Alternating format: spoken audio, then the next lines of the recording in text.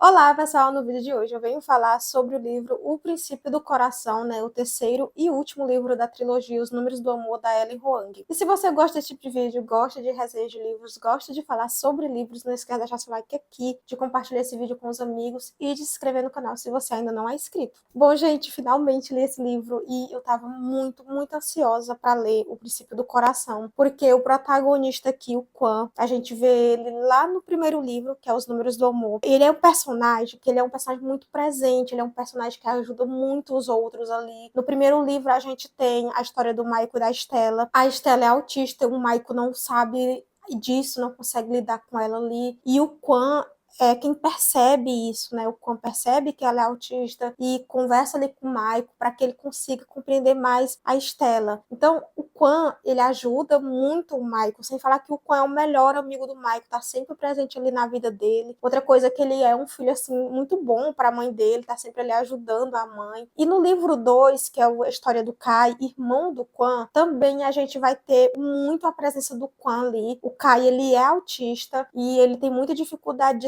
de expor seus sentimentos, de mostrar o que tá sentindo. Então, o Quan é quem vai ajudar ele, né, a perceber que ama a mocinha aqui, a protagonista do livro. Gente, o Quan é maravilhoso, ele tava sempre ali presente, tava sempre ajudando todo mundo. Ele dá, assim, um apoio enorme à protagonista do livro do Kai, né, que é o teste de casamento. E eu amei o Quan. Em todos os livros, o Quan era simplesmente maravilhoso. Então, eu tava com muita expectativa para conhecer a história dele. E antes de começar a falar sobre o livro, eu já deixo aqui o alerta de que esse livro tem temas sensíveis. Ele fala sobre problemas mentais. Se for gatilho, né, já não assiste o vídeo, tá bom? Não leia o livro e não assiste esse vídeo, ok? Já deixa aqui alertado. Bom, agora vamos falar sobre o livro em si. Aqui a gente vai ter a história da Ana, a nossa mocinha aqui, que ela tá passando por um momento muito difícil na vida dela, que ela não consegue tocar. Ana é uma violinista e ela ama o que ela faz, ela vive pra música, né? E aí ela acabou viralizando na internet um vídeo dela, bombou aí no YouTube, e ela se tornou assim um fenômeno, a menina prodígio ali, a super violinista. Então, na cabeça de Ana, ela não pode falhar, ela tem sempre que tocar tão bem quanto ela tocou nesse vídeo, para agradar todas as pessoas, né? Milhares de pessoas que assistiram o vídeo. Ana coloca na cabeça que ela tem que agradar todas essas pessoas, que se ela não tocar tão bem quanto ela tocou no vídeo, ela vai desagradar todo mundo. E aí, gente, isso vira uma sobrecarga muito grande para protagonista. Ela fica tocando em círculos, ela começa, erra, não sai do lugar, não consegue tocar uma música inteira. Então, Ana decide procurar ajuda psicológica. Então, ela começa a fazer terapia para entender o que está acontecendo com ela, né? Por que ela não consegue avançar nos ensaios dela. Ana também tirou um período ali, né? Se afastou da orquestra onde ela tocava, por ela não conseguir tocar. Então, ela quer voltar e ela precisa muito da ajuda psicológica para que volte a tocar normalmente, para que ela consiga voltar a trabalhar no que ela ama, né? Ana também tem um namorado, que é o Julian. É um namoro muito complicado, é um namoro bom pro Julian, mas não é um namoro bom pra Ana. Só que Ana já tá acostumada com ele ali, já sabe como ele se comporta, já sabe os defeitos, as qualidades dele, já se acostumou com a personalidade de Julia. E aí, do nada, Julia chega e decide que quer se casar com Ana. Gente, é sério, eu fiquei assim chocada com a proposta desse personagem. Julia chega pra Ana e diz: olha, eu quero me casar com você. Você é a mulher da minha vida. Eu tenho quase certeza disso. Mas para confirmar, né, para tirar toda e qualquer dúvida que ainda me resta, eu quero abrir o nosso relacionamento por um tempo, eu me divertir aí, sair com outras mulheres e ver se não tem ninguém melhor do que você por aí. Gente, sério, que grande babaca. Não, se Julia fosse protagonista, eu já teria abandonado o livro ali mesmo. Graças a Deus que ele não é o protagonista, tá? É só um coadjuvante que nem merecia estar no livro. Mas, voltando aqui à história. Ana fica chocada, Ana não estava preparada para casar. Então, quando Julia começa a falar em casamento, ela já se assusta. Mas ela também não estava preparada para terminar, né? Para terminar um relacionamento que ela considera um relacionamento bom. Não é ótimo, não é maravilhoso, mas é bom. Então ela tá satisfeita ali com esse relacionamento. Quando Julia disse que abrir o relacionamento, Ana se choca ainda mais, porque, né, ela não esperava por isso. E Julia ainda deixa claro que não tem a menor preocupação de Ana, nesse período em que eles estão com o relacionamento aberto, de que Ana vai arranjar outros aí, vai sair com outros homens. Porque Ana não gosta de se relacionar com ninguém, Ana não gosta de sexo, então não faz o menor sentido Ana trair ele. E aí Ana, pra fazer birra com Julia, diz o quê? Eu vou sair com outros caras, sim. Você vai ver como eu vou sair com outros caras. Você não vai se divertir? Eu também vou. E aí ela se inscreve no aplicativo de namoro. Ana realmente tem muita dificuldade de sair em público, de ir para lugares estranhos, de ir para lugares cheios, lotados, barulhentos. E quando eu vi isso, né, essas características da Ana, eu pensei, Ana é autista. E aí já temos o histórico de que a autora escreveu o primeiro livro, né, Os Números do Amor, com a protagonista autista. No segundo livro, a gente tem o protagonista, que é o Kai, autista. Eu disse, e só nesse livro não vai ter uma protagonista autista? Estranho, não. Eu acho que vai parecer alguém autista, algum personagem autista, não sei quem. A protagonista na sinopse não diz, né? Mas quando eu comecei a ler, que eu vi essa busca da Ana pela perfeição, dela não conseguir finalizar a música porque ficava reiniciando o ensaio, dela ter dificuldade de se relacionar, dela ter dificuldade de sair e de frequentar lugares fechados, eu já suspeitei que Ana fosse autista. Ana é autista, ela só não está diagnosticada ainda, mas ela é autista sim. E aí, quando ela vai para terapia, a gente acompanha ali ela na terapia, a terapeuta dela diz que ela tem uma característica, que ela mascara o que ela sente. Ana se comporta de acordo com o que ela acha que as pessoas querem. Então, ela ri de uma forma para que as pessoas achem que ela está feliz com aquela situação. Ela não consegue dizer não para ninguém, para não magoar ninguém. Ana tem uma personalidade toda criada para agradar a sua família ali. E aí a terapeuta diz para ela que a lição da semana é ela ser ela mesma com alguém. Ana decide que vai ser ela mesma, vai ser totalmente honesta nesse encontro, né, que ela arranjou pelo aplicativo de namoro. Por quê? Porque é uma pessoa que ela vai ver ali uma única noite e nunca mais. Ela não precisa agradar essa pessoa, né? Não é uma pessoa que vai ficar na vida dela. E aí é que aparece o Quan. Essa pessoa é o Quan. E você deve estar se perguntando por que Quan tá no aplicativo de namoro. Porque nos outros livros, como eu disse, Quan é uma pessoa que se relaciona bem, uma pessoa que se comunica bem, uma pessoa que saía muito, que pegava muitas mulheres, que tinha vários relacionamentos. Então, por que Quan tá no aplicativo de namoro? O que é que tá acontecendo com Quan? E aí, nesse livro, tem se passado 2 anos do último livro, né? Que é o teste de casamento. E Quan, ele foi diagnosticado com câncer testicular. Então, esses 2 anos da vida de Quan, ele se recuperando, ele fazendo o tratamento, ele passando por quimioterapia, radioterapia, fazendo cirurgia. Então, Quan não é mais a mesma pessoa de 2 anos atrás. Quan tem traumas, Quan se acha um homem incompleto, né? E ele tem dificuldade agora de se relacionar. Ele sabe que para ele ter um relacionamento sério, ele precisa ser completamente honesto com essa pessoa. E ele não está preparado para isso. Quan tem um segredo, tá? O câncer deixou uma marca nele muito grande. Não é só uma cicatriz da cirurgia, não. É uma coisa que mudou na vida dele e que não tem como refazer isso.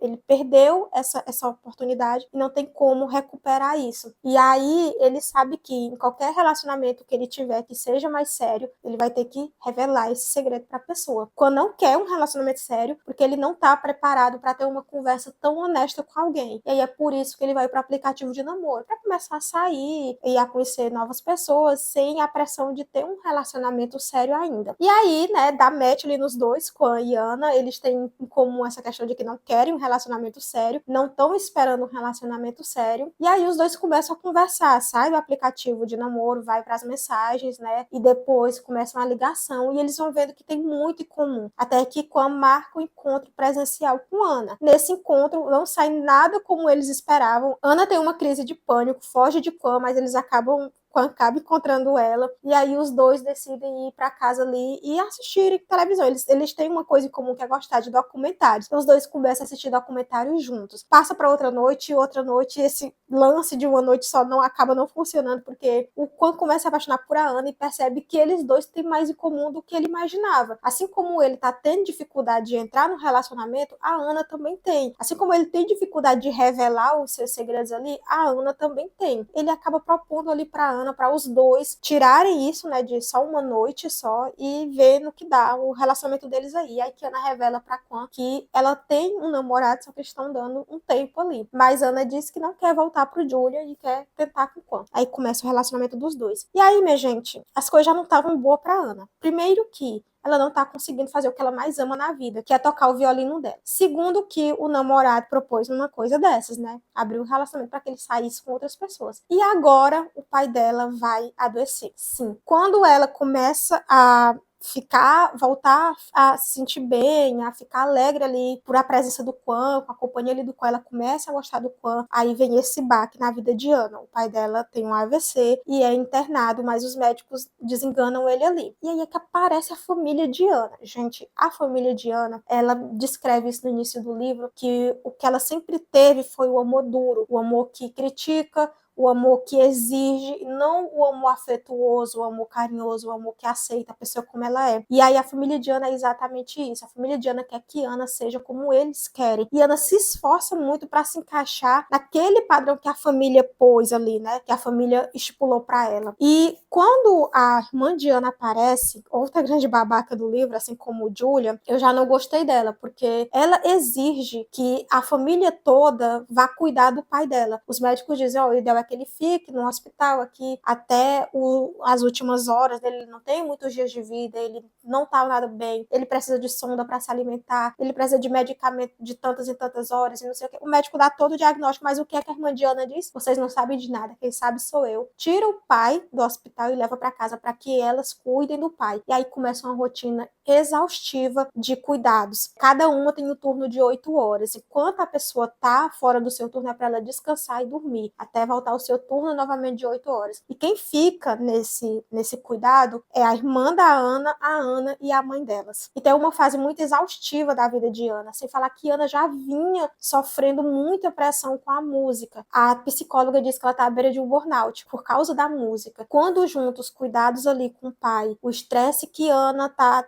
tendo de ver o pai naquela situação, de cuidar dele, ele não fala, ele só geme, ele dá gemidos horríveis, ninguém sabe o que ele tá sentindo. Tudo aquilo, nossa, aquilo é horrível para Ana. E a gente tá falando de uma pessoa que tem dificuldade de lidar com outras pessoas, que tá mascarando o que sente, que criou uma personalidade diferente para agradar a família ali. E isso tinha funcionado para Ana porque ela vivia longe da família dela, então ela podia ser ela mesma ali no apartamento dela, no cantinho dela. Ela não encontrava com o Julia diariamente, então ela só precisava botar a máscara dela quando fosse visitar a família ou quando fosse encontrar com o namorado. O Julia viajava bastante. Ela não precisava ser outra pessoa na frente do Julia o tempo todo. E como ela só via a família raras vezes, também ela não precisava ser outra pessoa o tempo todo. Então, quando ela começa a conviver com a família ali frequentemente, Ana se esgota, porque ela tá o tempo todo mascarando quem ela realmente é. Ela tá o tempo todo dizendo sim quando ela quer dizer não. Ela tá o tempo todo rindo quando ela quer chorar. Ela tá o tempo todo calada quando ela quer gritar. Gente, é muito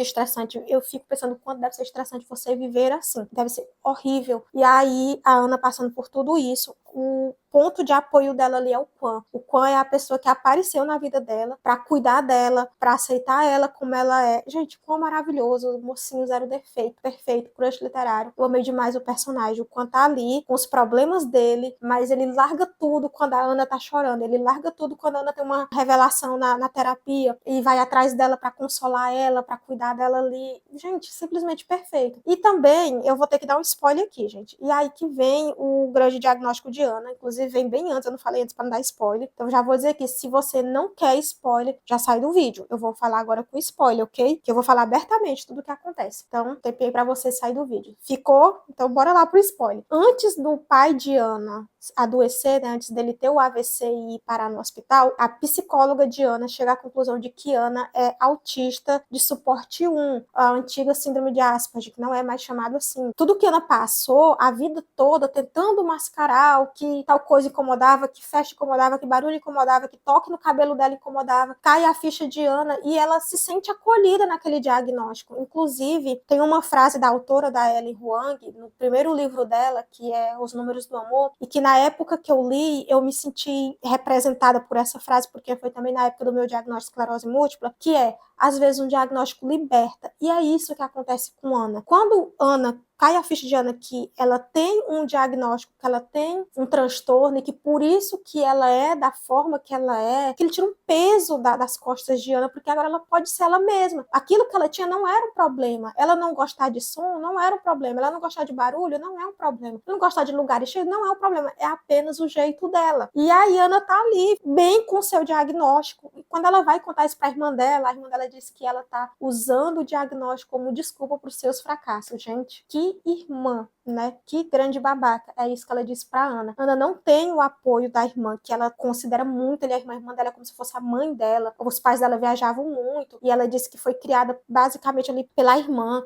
E aí, quando ela vai contar isso pra irmã, que a irmã diz isso, nossa, isso me deixou arrasada por a Ana. Imagina você chegar e contar para sua família que você tem um diagnóstico, que você tem um transtorno, ou que você tem uma doença, ou sei lá, qualquer coisa assim, você tá com um problema, tem um transtorno mental, alguma coisa assim, e a pessoa descredibiliza isso, né? É horrível. E aí é isso que acontece com Ana. Então, Ana realmente é autista, como eu pensava lá no início do livro. Quando super apoia a Ana, quando já entende sobre autismo, porque ele conviveu com o irmão a vida toda, e agora ele tem a Estela, né, que é a mulher do primo dele, e eles trabalham juntos, então entende super a situação de Ana ali e dá todo apoio para ela. E aí, quando a irmã de Ana diz isso, quando diz, você sente que você é autista? Ela diz, eu sinto. Ele diz, então, é o que você é. Pronto. Simples assim. Se sua terapeuta diz, se você concorda, então você é autista. Não tem o que questionar. Gente, quão perfeito. Eu amei o protagonista demais. E isso, ele tá enfrentando muita coisa, tá? Ele tá ali por a Ana, mas ele também tem os problemas dele. E a história, uma coisa que me chamou a atenção nesse livro, inclusive esse vídeo vai ficar extenso porque eu vou ter que falar mais aprofundado sobre isso, é que essa história é baseada, ou melhor, é inspirada na história da própria autora, da Ellen Huang. Lá no primeiro livro, Os Números do Amor, a autora conta que ela percebeu que ela era autista quando ela estava pesquisando para escrever a personagem, a Estela, de Os Números do Amor. E aí ela foi vendo que muito das características da Estela eram dela também. E aí foi quando ela foi atrás do diagnóstico e descobriu que era autista, de suporte 1. E aí ela resolveu contar a história dela através dessa personagem, da Ana. Então a síndrome de burnout que a Ana tem, a Ellen Huang estava passando enquanto estava escrevendo o livro Princípio do Coração. A Ana teve dificuldade de tocar pressão para tocar o violino perfeitamente. A Ellen Huang também teve essa mesma pressão de fazer um livro perfeito, de escrever um livro maravilhoso. E ela não conseguia, acabou travando ali sem conseguir escrever nada. Por isso que o livro demorou tanto para ser lançado. Outra coisa também é que, assim como a Ana foi cuidadora do pai dela ali, a Ellen foi cuidadora da mãe dela. A mãe dela foi diagnosticada com câncer em fase terminal e a família levou ela e os irmãos dela levaram a mãe dela para cuidar em casa. E todo o esgotamento que a Ana sentiu durante os cuidados ali com o pai dela, a Ellen também sentiu durante os cuidados com a mãe dela. Inclusive, ela dedica esse livro a todos os cuidadores, principalmente aos cuidadores da pandemia de Covid-19. No início do livro, ela faz essa dedicatória. E aí ela faz um apelo nas notas da autora de que as dores do cuidador também devem ser vistas, né? Devem ter importância ali, porque muita gente vai criticar que você está cuidando de uma pessoa que está muito mal, e aí você vai ficar mal, você vai colocar seus problemas ali em primeiro lugar, e não as dores de quem você está cuidando, de seu ente querido ali, mas as dores do cuidador é real. E ela passou por isso, ela passou por esse esgotamento, ela passou por esse estresse de ter que estar bem o tempo todo para cuidar ali da mãe dela, de ter turnos exaustivos de cuidado, e isso acabou com o psicológico dela, assim como acabou com o psicológico da Ana. Tem um período aqui no livro que a Ana surta, grita com todo mundo e revela que não é a personalidade dela, que ela tá cansada e que ela vai dizer não para todo mundo. É um momento assim que ela diz não pro Julia, finalmente. Já tava cansada dela dizendo sim pro Julia. E diz não pra irmã dela também e vai para o apartamento dela. Mas assim, ela chega num nível de esgotamento tão grande que ela dorme por várias horas consecutivas ali. Quando acontece a morte do pai dela, né, quando o pai dela morre, a Ana entra em depressão profunda. A sorte da Ana é que ela tem o Quan na vida dela, e o Quan incentiva ela a voltar para a terapia. A terapeuta dela encaminha ela para um psiquiatra e ela começa a fazer o tratamento. E aí a gente vai ter um período assim do livro em que os capítulos são curtos. É uma página no máximo ali que a Ellen conseguia escrever. E aí ela dá um resumo do que está acontecendo, de como está sendo o ano da Ana, né, nesse período de tratamento psiquiátrico, nesse período de tratamento psicológico, que ela tá conseguindo voltar a tocar aos poucos. Aí tem outro capítulo dela se reconciliando com a mãe, tem outro capítulo da mãe entendendo que ela é autista, tem outro capítulo dela indo comprar o violino dela, tem outro capítulo dela indo comprar o violino dela da forma que ela quer e não da forma que a mãe e a irmã escolheram. E aí é isso, gente, são capítulos curtos, com pouca coisa ali. Eu percebi a dificuldade da Ellen de escrever a partir desses capítulos curtos. curtos, que é a partir da morte do pai da Ana. A partir dali, a Ellen teve muita dificuldade de escrever e a gente vai conseguindo ver isso. Tanto que o romance fica totalmente em segundo plano. A gente não tem romance a partir desse momento ali no livro. Não vemos o relacionamento do Quan com a Ana detalhado, como tem nos outros livros, tá? Não, o que a gente vê é o Quan cuidando da Ana, a Ana tentando se recuperar dessa depressão que ela tá. 2 anos depois é que a gente tem a Ana conseguindo tocar o violino dela, fazendo o aniversário ali do Quan surpresa e retomando a vida dela. Assim como a Ellen também diz nas notas da autora que ela levou 2 anos para conseguir finalizar o livro. Gente, é um livro assim incrível, uma carga emocional assim muito grande. Eu chorei, eu me emocionei, eu senti a dor da Ana e da própria Ellen, né? A gente consegue ver a dificuldade que a autora teve ali para escrever os últimos capítulos do livro ali. E isso me deixou assim muito triste, eu absorvi muito da tristeza da personagem, mas é um livro assim incrível, um livro maravilhoso.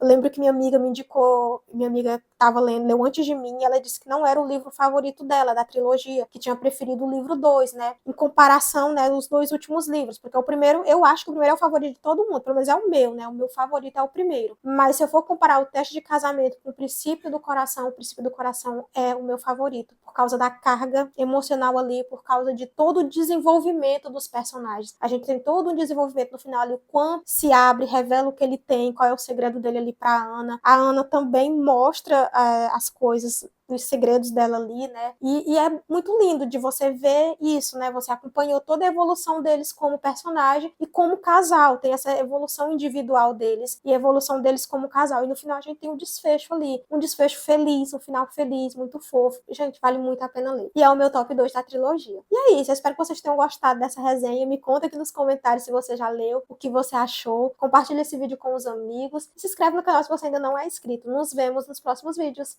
Tchau!